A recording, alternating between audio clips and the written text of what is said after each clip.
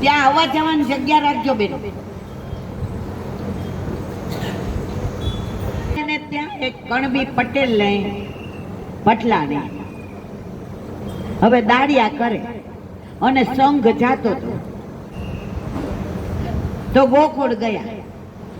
હવે ગયા તો ગોકુળનાથજીનું સ્વરૂપ ને રૂપ ને તેજ ને આભા ને પ્રકાશ ને પુંજ ને માધુર્ય ને એટલા એના તન્મય થઈ ગયા કે બધા રોજ બધે જાય.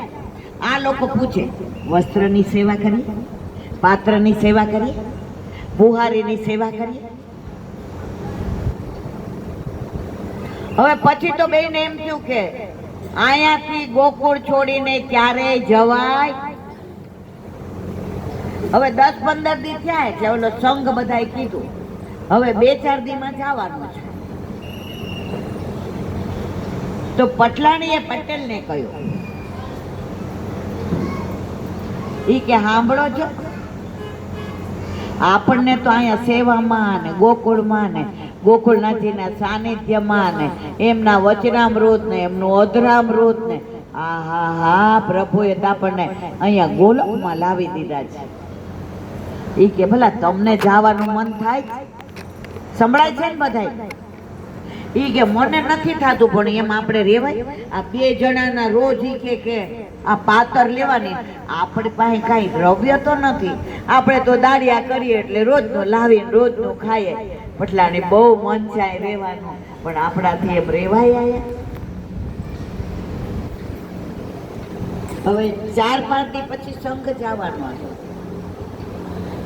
આગલા દિવસે 2 જણા વસ્ત્ર ને પાત્ર ને બુહારી ને મંદિર વસ્ત્ર ને સાંજ પડી એટલે પેલા છે ને લાજ કાઢતા હતા. એટલે પટલાણીએ લાજ કાઢી હતી. પટેલ આમ ઉદાસ હતા. ગોકુળનાથજીએ પૂછ્યું, કાવ ભાઈઓ ક્યું યું મું લટકા કે બેઠે હો? પટેલ નો બોલી ગયા, એને પટલાણીને કીધું. પુષ્ટિ માર્ગમાં છે ને સ્ત્રીઓને વલ્લભે બહુ આમ ઊંચે ચડાવે છે. સેવાય કોના માટે પધરાવે છે? આમાંથી આપણા બધા માથે છે, કોઈ પુરુષો માથે છે? પણ એ લોકોની મેઇન સેવા જ મારા વાલા, એ કમાય નહીં તો આપણે ઠાકોરજીને લાડ કરી શકીએ. ત્યારે પટલાણીએ આમ પોળો પાથરે, જેરા છે અહીંથી જવાનું મન નથી થતું, અમને ગોકુળ જચી ગયું છે, અમને આપનું સાનિધ્ય જચી ગયું છે, પણ અમારે 2 રોજ પાથર 2 પડે ને અમે કાંઈ કરી શકતા નથી. તો આપને ગમે છે અમે રહીએ છીએ? શું પૂછ્યું? ત્યારે ગોકુળનાથજીનો જવાબ બધા જ સાંભળજો કે આપણે પ્રભુને કેવા વાલા છીએ. સંભળાય છે ને બધાને? ગોકુળનાથે કીધું, સાંભળો, આ સામે ચિત્ર કોનું છે? ઈ કે હાથીનું. ઈ કે એના ઉપર કોણ બેઠું? કે માવત. ચિત્ર હોય હાલી ચાલી હકે મારા વાલા? ચિત્રને તમે એક જગ્યાએથી બીજી જગ્યાએ મૂકી શકો? એ સ્થિર જ રહે. ત્યારે ગોકુળનાથે કીધું, સાંભળો, તમે 2 મારા હૃદયમાં એવા વસી ગયા છો, આ હાથીની અંબાડી ઉપર માવત છે ને એ ઉતરી ન હકે ને કોઈ દી ચિત્રમાંથી, એમ તમે મારા હૃદયમાંથી ક્યારેય નહીં જાઓ. તમે અહીંયા જ રહો. એમ આપણા ઘરે આપણા માથે બિરાજતા આપણા ઠાકોરજી રોજ વ્રજમાં જાય. જો અનુસર થાય ને એટલે પ્રભુ ક્યાં પધારે? એટલે ગોપીઓ પૂછે, વળી આજ મોડું કર્યું? તમે જોજો, સેવામાં ગમે એટલો પ્રયત્ન કરો ને તમે વહેલા ન પરવારી. એવું થાય છે તમારે બધાને? ઘરે હોય એને ખબર હોય, ના હોય ન.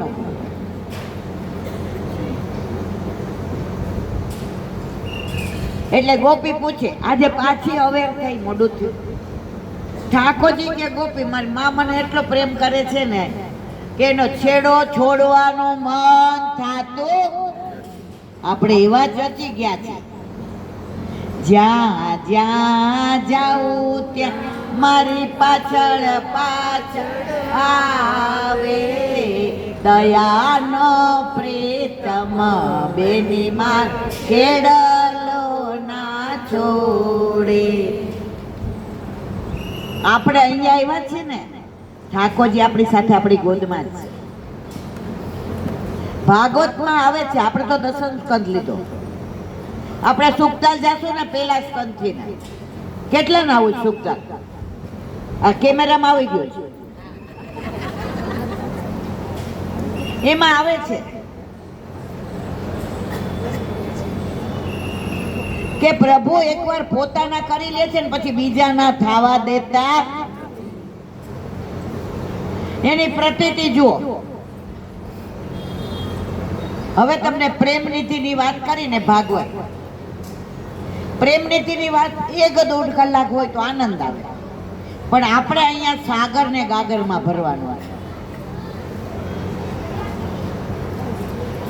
પ્રેમ નિધિ ગુસાઈજીના સેવક હતા. કોના મારા વાલા? અને આગ્રામાં રહેતા હતા. હવે ઠાકોરજીને એવા લાડ લડાવે, એવા લાડ લડાવે.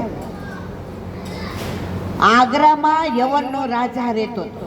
યવન એટલે ખબર પડે છે ને, યવનનો રાજા રહેતો હતો. એને હિન્દુઓ મૂર્તિ પૂજા ગમે નહીં. પ્રેમ નીતિ તો એનામાં મસ્ત રહેતા હતા. રોજ છે બધા જાગે ને એ પેલા જળ ભરી આવે. કેમ? પછી બધા અડી જાય તો જળ ડખોળાઈ જાય.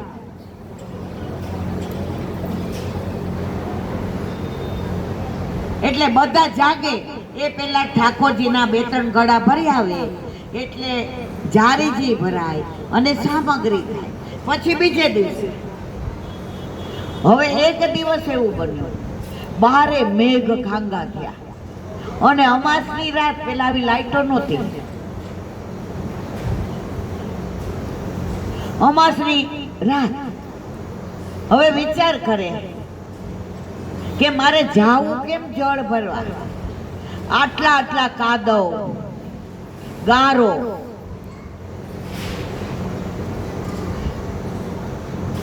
10-15 મિનિટ ઉભા રહ્યા. ઘરમાં જોયું તો ગઈકાલનો જળ તો ખલાસ થઈ ગયું હતું.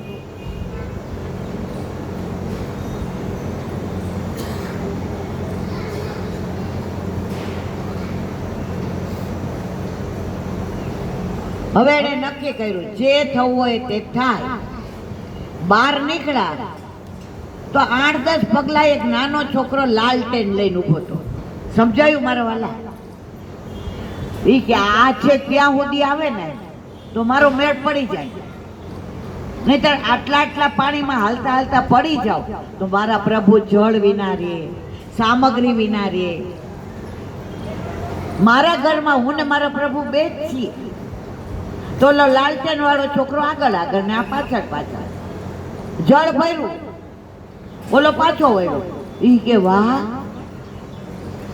ઈ કે આગળ જઈને પૂછ્યું કે ભાઈ તું કોણ છો? તે તો બહુ કામ કરી દીધું મારું. જેવા ઘર આગળ પહોંચવા આવ્યા ઓલો છોકરો વળી ગયો. પ્રેમ નિધિ કે હા મારા વાલા, આજે આ ન હોત લાલટેન વાળો તો હું જળ ભરવા કેમ જાય? જઈને દૂધ ઉકાળ્યું ને રોટિયો દૂધ કપૂર બોલાય ને ગોરસ ને મલાઈ ને મિશ્રી ને સૂકો મેવો ને જારીજી ભર્યા. અને જેવા જગાડીને ઠાકોરજીને ગોદમાં લેવા ગયા તો ચરણ આખા ગારો હતા. સમજાયું મારા વાલા?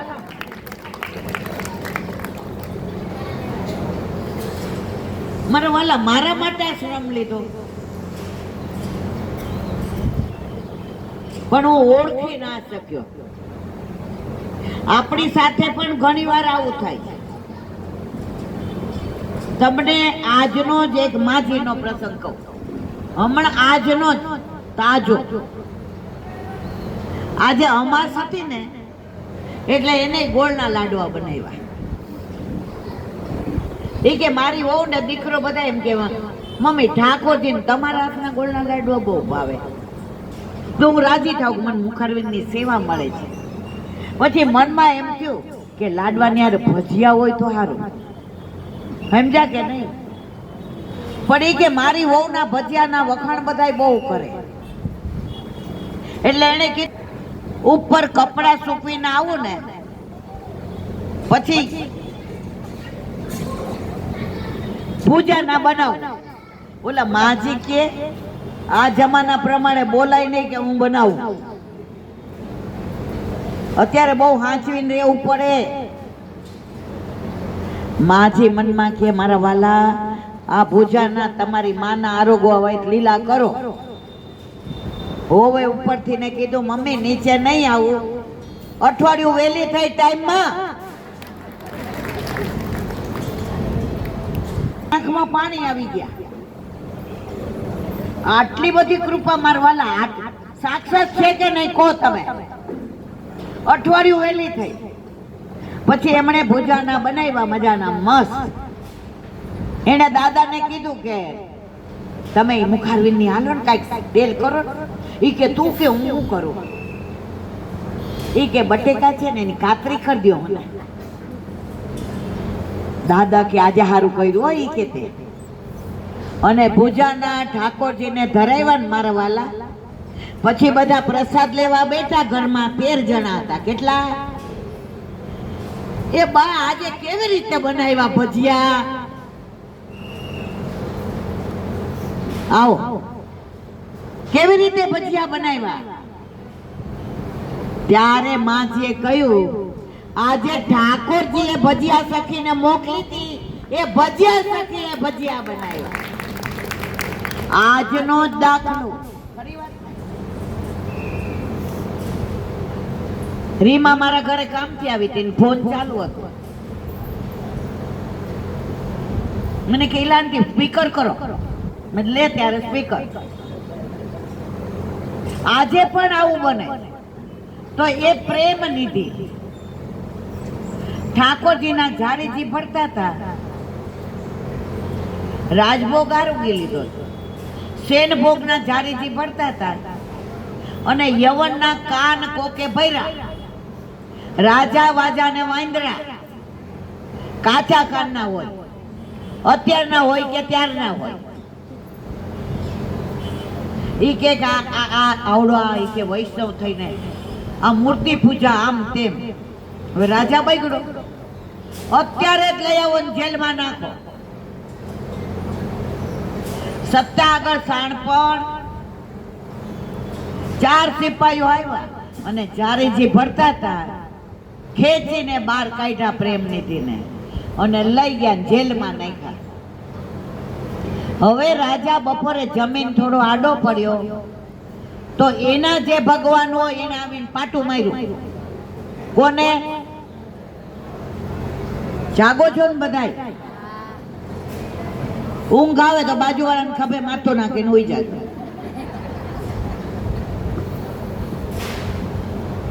એ ઊભો થા, તારા કામવાળાએ આજે મને પાણી નથી પાયું. રાજા કે આ તો શું થાય ખબર નથી પડતી. ફરી બીજું પાટું માર્યું. ઈ કે મારા ઓલાને છોડી દે નહીં તો તું દુનિયા છોડીને જતો રહીશ. રાજા એવો બી ગયો, દરવાનને નો કીધું, જેલમાં જઈને પોતે બારણું ખોલ્યું. ઈ કે પધારો, તમારા ભગવાન તમારા પાણીની રાહ જોવે. એને ઝારીજી ના આવડે, જળ ના. જલ્દી દોડો મારા રથમાં. કે હઠારા તારા રથમાં કોણ બેસે? અને ઘરે જઈ સ્નાન કરી અને પ્રભુ રાહ જોતા હતા કે હવે જલ્દી મને જળ ધરાવ, પછી બરસાનામાં મારી રાહ જોવે છે. ओ बरसाने वाली गुलाम तेरो बनवा, तो बरसाने वाली गुलाम तेरो વાર્તા તો બહુ લાંબી, પણ મારે જે કહેવું છે તે આ, અત્યારે પણ આ બધું બની રહ્યું છે, પણ આપણે જીવ સ્વભાવથી દુષ્ટ છીએ. સારું થાય એટલે એમ કહીએ કે મેં કર્યું, અને ખોટું થાય એટલે શું કહીએ ખબર? કયો તો ખરા. મારી હારે ઠાકોરજી આવું કરે, તારી હારે આટલું સારું કર્યું ત્યાર તો નથી બોલતો. ભગવાને દીકરો આપ્યો, બહુ પૌત્ર, ગાડી, બંગલા, વાડી, વજીફા, સ્ટેટસ, માન, મર્તબો, કોઈને કીધું? ઈ તો છે ને, હું એટલી ભણેલી છું ને એટલે હવે બેસ છાની બની, અને જરાક કાંઈ તકલીફ આવી મારી હારે જ આવું થાય છે. પ્રભુ જે પણ કરે તે આપણા હિતનું કરે છે, આપણા અહિતનું ક્યારેય કરતા જ નથી. જ્યારે થાય ત્યારે આપણને એવું લાગે આવું પ્રભુએ ના કરવું જોઈએ. જો પ્રભુને આપણે બધા સલાહ આપવા વાળા બહુ. એક જણો જાતો હતો ને, એ કે અરર આ પ્રભુને કઈ ખબર નથી પડતી. કે હું ઈ કે તરબૂચ આયા ને કેરી ઉપર, આ તરબૂચ ઉપર રખાય. પ્રભુ ક્યાંની વાત તો સાચી છે. હવે એને એવો પવન આવ્યો ને, ખાધું ઊંઘ આવી, તો ઓલા ઝાડ હતું ને આંબાનું વૃક્ષ, એની નીચે જે લાંબો થઈને હતો, એક કેરી એવી પાકી ગઈ, ઢર કરતે માથે પડી. સમજાયું મારા વાલા? ઈ કે પ્રભુ કરે ને બધું સારું જ કરે, આ તરબૂચ પડ્યું હોત તો.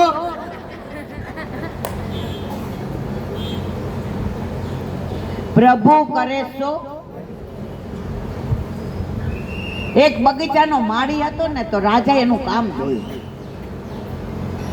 એટલે રાજાએ કહ્યું તું મારે ત્યાં આવતો નહીં કે માળીનું કામ કરવા, તારું કામ બહુ સારું છે, તારે ઘર બહાર બધી વ્યવસ્થા હું કરી. માળી કે સારું, પણ રાજા કે જો મારા બગીચામાં દ્રાક્ષ છે, કેરી છે, જામફળ છે, જાંબુ છે, બદામ છે, એમાંથી ને તારે રોજ એક ફ્રૂટ લઈ આવવાનું, બધુંય નહીં લાવવાનું. મારા વૈદ્ય એવું કહ્યું છે કે તમારે બધા ફ્રૂટ સાથે ખાવાના નહીં, અને જેવું તોડીને આવે એવું તરત ખાઈ લેવું, તો તમને જે આ શરીરમાં તકલીફ છે એ મટી જશે. તો બોલ તું આ કામ કરીશ? બોલો કે આજ્ઞા કરો. હવે આવી રોજે કોક દિવસ કેરી લઈ આવે, ખાસી કરીને ટોપલીમાં આવી સરસ શણગારે. રાજા એટલા પ્રસન્ન થાય, ઈ કે પગાર જોદો લે આ 1 સોનામાં. વળી બીજે દિવસે જામફળ ખાસા કરે ને આમ એટલા સરસ પેલા કરીને લઈ આવે. રાજા કે વાહ, લે આ 1 સોનામાં. હવે એક દિવસ એવું બન્યું કે આણે વિચાર કર્યો કે આજે તરબૂચ લઈ જાઉં. જેવા તરબૂચ લેવા ગયા તો મનમાં એમ થયું ઈ કે દ્રાક્ષ સરસ પાકી ગઈ છે, તો દ્રાક્ષ ઝીણી લઈ સરસ મજાની શણગારી અને છાબ લઈને ગયો. એ દિવસે રાજાના કુંવર એવું તોફાન કર્યું હતું કે રાજા રાજમહેલ રાણીના મહેલમાંથી એવો ગુસ્સો કરીને આવ્યા હતા, કુંવરને 2 લગાવીને આવ્યા હતા. રસ્તામાં દીવાન મળ્યા તો 2-4 ચોપડાવી દીધી. રસોઈ મળ્યો કે તને રસોઈ કરતા નથી આવડતી. સેનાપતિ આવ્યા તો ઈ કે બરાબર ધ્યાન નથી. બધા કે આ શું થઈ ગયું? જેવો આ આવ્યો માળી, રોજ માળી આવે એટલે રાજા આવી હસીને કે આજે શું લાવ્યા છો? બધામાં આટલી મીઠાશ. તો તમારો બગીચો બહુ સરસ સાચવે જ્યારે તારો હોય. આજે જેવો જોયો અને છાબડી મૂકી, હાથમાં દ્રાક્ષ લઈને ઘા કર્યો, આવી દ્રાક્ષ હોય. બોલો કે તરબૂચ લઈ ગયો હોત તો? પ્રભુ કરે છો. પણ આપણા બધાને કેવું છે ખબર? સાંભળવાનો બહુ આનંદ આવે. અહીંયા હોય ત્યાં નક્કી કરી લે હવે ખોટું ઓછું બોલવું તો પડે જ. અમે બાકાત ના હોઈએ. હું તમારી જેવી સામાન્ય વૈષ્ણવ છું, કદાચ તમારાથી ગઈ, પણ મારા વલ્લભે વાણીનું દાન કર્યું છે. હવે ગામમાં એક શેઠ હતા ને, રોજ કથા સાંભળવા જાય. એનો નિયમ 1 કલાક સાંભળીને પછી દુકાન ખોલવાની. એક દિવસ શેઠને તાવ આવ્યો એટલે શેઠાણી કે આજે ઈ કે લાલિયાને મોકલ, એને કે 1 કલાક સાંભળવાનું પછી દુકાન ખોલવાની. બોલો કે હા બાપા. પેલા પપ્પા નહોતા કેતા હતા, અમે તો કાકા કેતા હતા, અને બા, અને ભેગા રહેતા હોય ને તો કાકા ને કાકી. પેલા બધા ભેગા જ રહેતા હતા અને અત્યારે બધા જુદા જ રહે છે. એટલે 10 વર્ષના છોકરાને ખીજાવ તો પંખે લટકે, ચોરી કરે. પેલા બા દાદા કાકા કાકી ભેગા રહેતા હતા ને, એ લોકોને એવું ખોટું કરવાનો સમય જ નહોતો મળતો. કુલર પાસે ના બેસતા, નહીતર હવા નહીં આવે. તો વાત કરતા હતા. ઓલા છોકરા 1 કલાક કથા સાંભળી અને એવો તન્મય થઈ ગયો અને દુકાને આવ્યો. ખોલીને દીવાબત્તી કરતો હતો. ગાય આવી તો બાર ઓલી ઘઉંની બોરી મૂકી હતી, નાખી ખાઈ ગઈ. સમજાણું મારા વાલા? ખાવ મારી માં, ખાવ. મહારાજે કીધું છે ગાય એની મેળાઈ ખાય ને એટલે સ્વર્ગમાં તમારી જગ્યા નક્કી. 4-5 જણે જઈને શેઠને કીધું. એ કે આ તો બહુ પુણ્ય કર્યું. શેઠ કે કેમ? એ કે આખી બોરી ઘઉંની ખાઈ ગઈ. શેઠ અડધી ધોતી એ 3 તાવ દોયડા. એ કે આ ઘઉં ખવડાવી દીધા.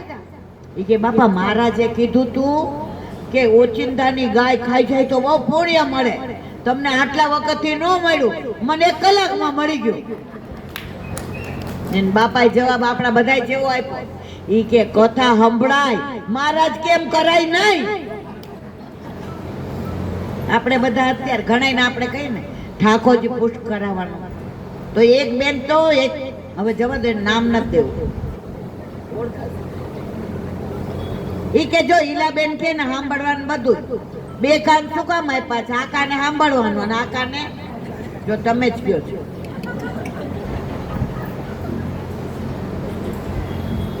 આજે તમે બધા પુષ્ટ કરાવો ને એમાં મને કઈ ફાયદો નથી, પણ મારો વલ્લભ બહુ રાજી થાય.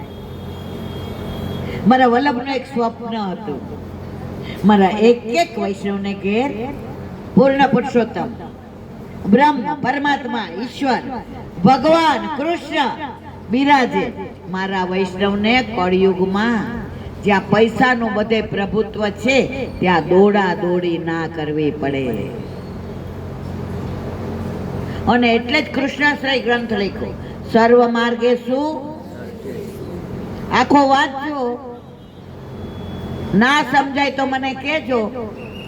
5 વર્ષ પહેલા 16 ગ્રંથ કર્યા છે. આપણે કૃષ્ણાશ્રય ગ્રંથ ફરી વાર કરીશું. કેટલાને સમજણ પડે છે કૃષ્ણાશ્રય ગ્રંથમાં? સાચું કહેજો મારા વાલા. કઈ વાંધો નહીં, આપણે એકવાર અઠવાડિયું કૃષ્ણાશ્રય ગ્રંથનું જ કરીશું. અત્યારના કળિયુગની પરિસ્થિતિનું પૂરેપૂરું વર્ણન મારા વલ્લભે કર્યું છે. લાભ પૂજાર્થ યત્ને શું? ભક્તિ કરશે, કથા કરશે, સેવા કરશે, સત્સંગ કરશે, પૈસા માટે, લાભ માટે. કાલે ભાગવત ઋષિએ સરસ કહ્યું કે દરેક જગ્યાએ યજમાનનું રંજન, મનોરંજન કરવાનું હોય. અહીંયા તો તમે બધા ગાયોનું રંજન કરો છો.